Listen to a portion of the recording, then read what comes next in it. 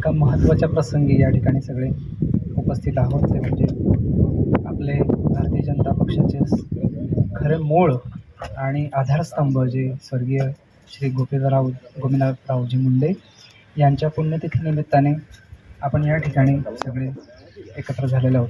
प्रथमतः मी त्यांना मनपूर्वक आदरांजली समर्पित करतो.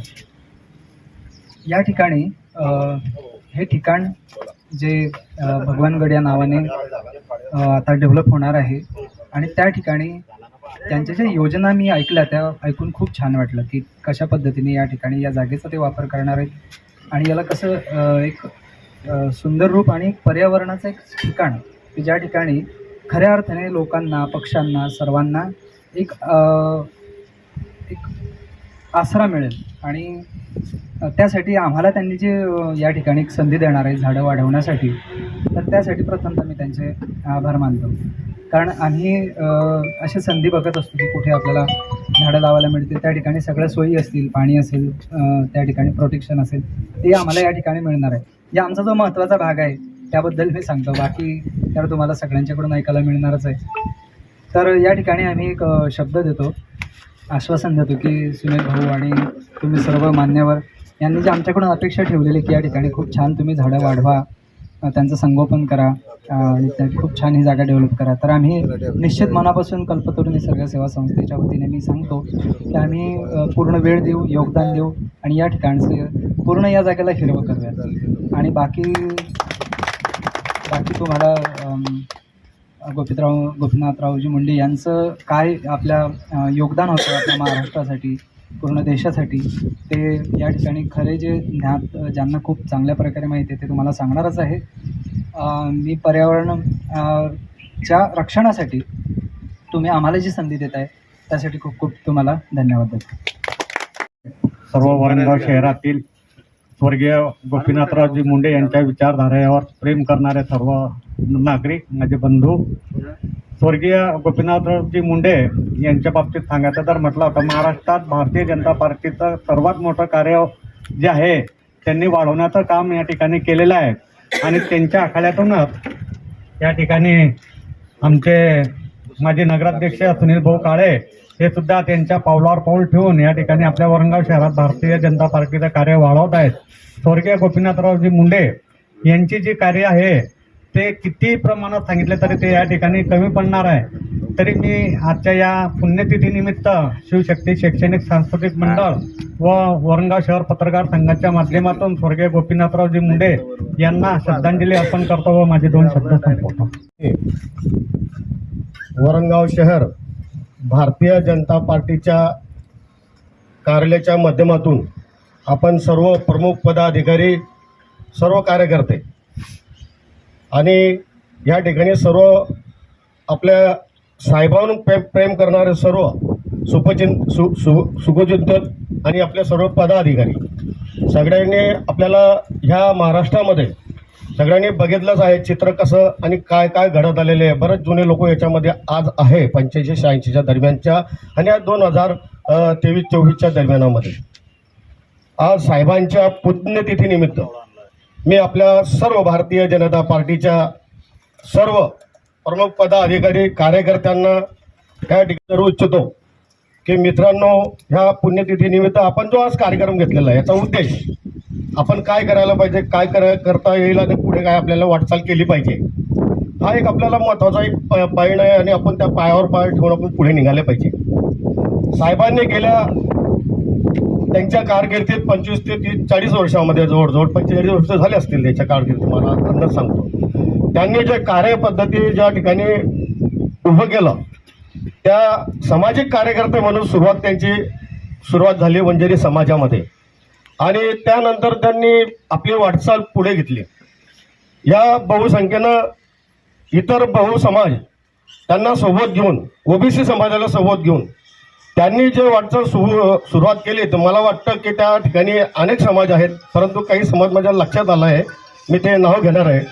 ते त्यांनी एक पुण्यशुल्क अहिल्याबाई होळकर ह्या नावाच्या एक देवीला पहिले प्राधान्य दिलं. त्याच्यानंतर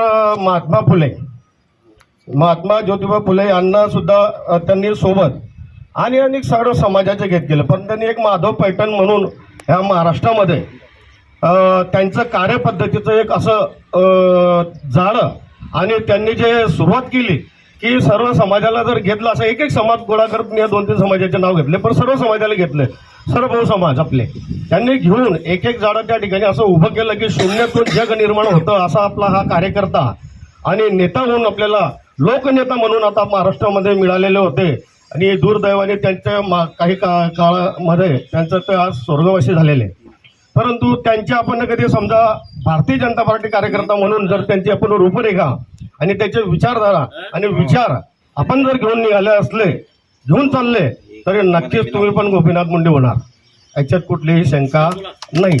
तेही साध्या घरातून कार्यकर्ते म्हणून बाहेर पडलेले आणि बाहेर पडल्यानंतर एक छोट्या समाजात, जसं मी धनगर समाजात छोटा कार्यकर्ता म्हणून एक कार्यकर्ता काम करत निघतोय आणि भारतीय जनता पार्टीच्या मी तालुका जिल्हा पदावर पोहोचलेला आहे. तसंच त्या पद्धतीने ते लोकनेते, आमदार, खासदार त्यांच्या कारकिर्दीमध्ये त्यांनी सत्ता बसवली आणि भारतीय जनता पार्टीचं एक छोटं स्वरूप त्यांनी कितलं मोठं रूप केलं की आज आपल्याला त्या सत्ता भोगायला मला तर वाटतं सगळ्याला आनंद आहे की आपण नुसतं त्यांच्या कर्तृत्वाने आज भारतीय जनता पार्टीला राज्यामध्ये की एवढं मोठं आपलं रोप आहे की तिथं आता फळं खाता खावत नाही, हे इथले फळं लागलेली आहे.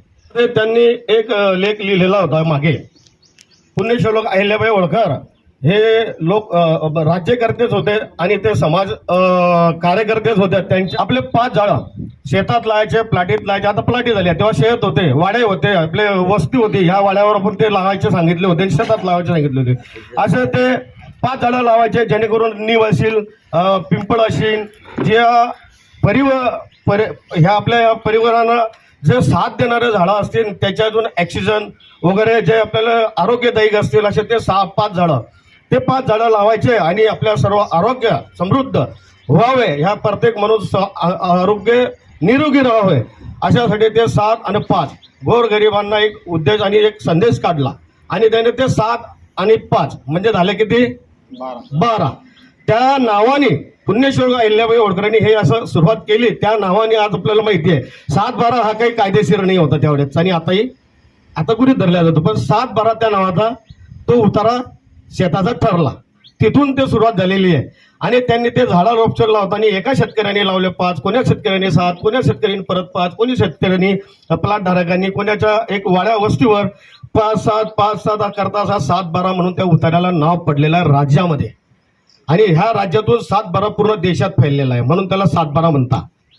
हे सर्व पुण्यश्लोक अहिल्याबाई होळकरांच्या काळामध्ये ज्या राज्यकर्त्यांनी सर्व धर्मसमूह असा एक बेळा उचलला होता आणि समाजाला धरून आपण न्याय देण्याचं काम केलं.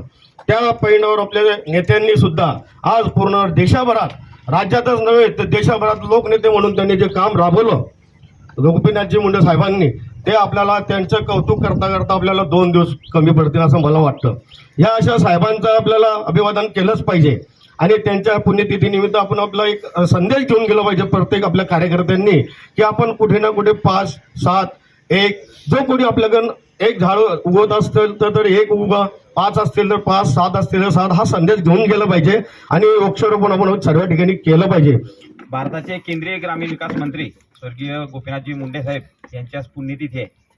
त्या पुण्यतिथीच्या कार्यक्रमाला उपस्थित आपल्या पर्यावरणप्रेमी आदरणीय डॉक्टर रवींद्रजी माळी साहेब, त्यानंतर आपले माळी समाजाचे नेते भारतीय जनता पक्षाचे सरचिटणीस योगीजी माळी, धनगर समाजाचे अध्यक्ष भारतीय जनता पक्षाचे तालुका उपाध्यक्ष शामराव धनगर, भाजपाचे शहर अध्यक्ष आदरणीय सुनील भाऊ माळी, मिलिंद भाऊ बैसे, संतोषदादा पाटील, माजी सभापती राजेंद्र गुरचळ, बळीरामदादा सोनवणे, नामदेव पहलवान, त्यानंतर नंदूदादा महाराज, विजय गणपत वाघ, गजानन भाऊ वंजारी, मुस्लिमभाई अन्सारी, सुभाषदादा पोतदार, अनिल दादा वंजारी, आमचे मामाश्री आदरणीय अरुण मामा बावणे, मयूरजी शेळके, वन जीवन व पर्यावरण समितीचे अध्यक्ष मयूरजी शेळके, चंद्रकांतजी बळे, सुधाकरदादा बावणे, अजमलभाई, नानाभाऊ चौधरी, डॉक्टर सादिक साहेब, त्यानंतर गोलूभाऊ पाटील, हितेशदादा चौधरी, डॉक्टर नानाभाऊ चांदणे, योगेश बावणे, रुपेश काळे, उपस्थित सर्व तोला मोलाचे कार्यकर्ता बंधून छोट्या खाणी हा कार्यक्रम आहे. कार्यक्रम म्हणजे मुंडे साहेब जे आहे ते संघर्षशील नेता आहे. आता मान्यवरांनी अनेक प्रकारच्या भावना त्यांच्याबद्दल व्यक्त केल्या, त्याच्यामध्ये मी जाणार नाही, परंतु आज आपण मुंडे साहेबांचं नेतृत्व काय, ते नेतृत्व जे घडलं ते संघर्षातूनच घडलं. शेवटी 12 बलुतेदार लोकांना घेऊन चालणं हे अत्यंत जिकिरीचं काम आहे.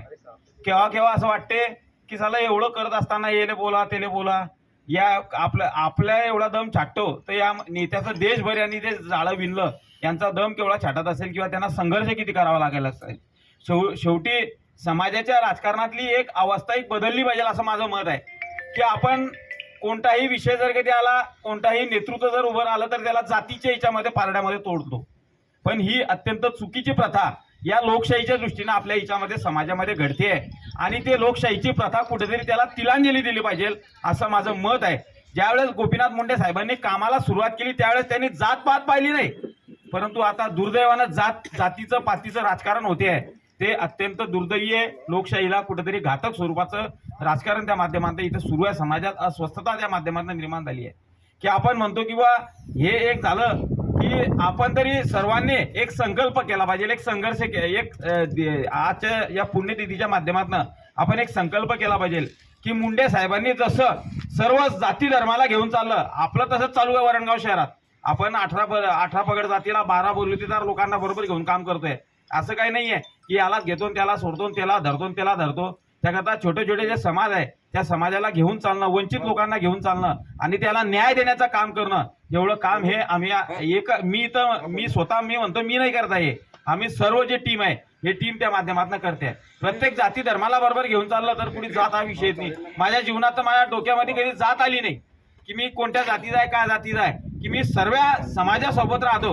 मग मुस्लिम असेल, बौद्ध समाज असेल, हिंदू समाज असेल, सर्व जे समाज आहे त्या समाजाबरोबर राहतो, त्यांच्यासारखं वागतो. म्हणून माझ्या डोक्यात कधी जात आली नाही आणि ज्याच्या डोक्यात जात घुसते तो संपण्याच्या मार्गावर त्या माध्यमातून असतो असे मुंडे साहेबांनी त्या माध्यमातून सांगलाय. त्याकरता मी तर प्रभूचरणी प्रार्थना करणार आहे की माझ्या डोक्यात कधी जात हा विषय येऊ देऊ नको आणि आपण सर्व जाती धर्माला ज्या वेळेस घेऊन चालतो.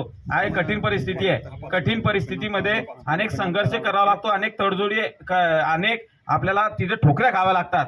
ही परिस्थिती त्या माध्यमातून निर्माण झालेली आहे. परंतु असो आपण ती परिस्थिती बदलवण्याचा प्रयत्न त्या माध्यमातून करूया एवढा संकल्प हितेश दादा चौधरी आज आपण या पुण्यतिथीच्या कार्यक्रमाला आपण सर्वांनी त्या माध्यमातून करूया. आज हे जे शक्तीस्थळ जे आहे गोपीनाथगड या स्थळाचं नाव ठेवलं आहे, त्या स्थळाच्या इच्छातनं आपण आज हे वॉल कंपाऊंड झालाय, स्टेज झालेला आहे. लवकरच लोकनेते आदरणीय मुंडे साहेबांचा पुतळा जो आहे तो पूर्णकृती पुतळा आपण इथे आणणार आहोत. ते पुतळ्याचा सुद्धा स्थापना त्या माध्यमातून करणार आहोत. मी आदरणीय डॉक्टर रवींद्र माळी साहेब व त्यांचे गोलू भाऊ आणि त्यांच्या संपूर्ण जे झाडं वृक्षारोपण समिती आहे याचं मी मनापासून धन्यवाद मानणार आहे की त्यांनी हा जो परिसर जो आहे गोपीनाथगड, ह्या गोपीनाथगड हा निसर्ग नयनरम्य करण्याचा त्यांनी संकल्प घेतलाय. त्यांना मी मनापासून धन्यवाद देतो. साहेबांनी जे संकल्प इथे केलाय की आज हे जागा जे तुम्हाला दिसते ओसाड स्वरूपाची जागा दिसते, परंतु एखाद्या गोष्टीचा जर कधी संकल्प केला तर संकल्प हा तडीच जातो म्हणजे जातो, फक्त तो अर्ध्यातून सोडता कामा नये. घेतलाय आता ते पूर्ण नेणं आहे, तेच वृत्ती आमची त्या माध्यमातून असते. त्याकरता सर तुम्ही इथे झाडं तुमच्या जे संकल्पना असेल त्या संकल्पनेतनं राहा. आम्ही पाणी देण्याचं काम जे आहे ते पाणी इथे उपलब्ध करून देऊ, आम्ही त्या माध्यमातून मेहनत घेऊ. पण भविष्यात हे जे स्थळ जे आहे ते अत्यंत निसर्ग नयनरम्य असं झालं पाहिजे. अनेक पक्षी इथे राहिले पाहिजे, पक्षाचा सहवास इथे राहिला पाहिजे. अशा प्रकारची अपेक्षा त्या माध्यमातून आपण करूया. एकट्यानं काही होत नाही, आपण सर्व मिळून आपल्याला त्या माध्यमातून हे काम करायचं आहे आणि ते काम आपण केल्याशिवाय राहणार नाही. इथे आता भविष्यात डोम सुद्धा इथे उभारला जाणार आहे. म्हणजे एक लग्न लागण्याचं ठिकाण असेल किंवा कार्यक्रम असेल छोटेखानी, ते गोपीनाथरावजी मुंडे स्मृती स्थळ म्हणून त्या माध्यमातून इथे निर्माण झालेलं आहे.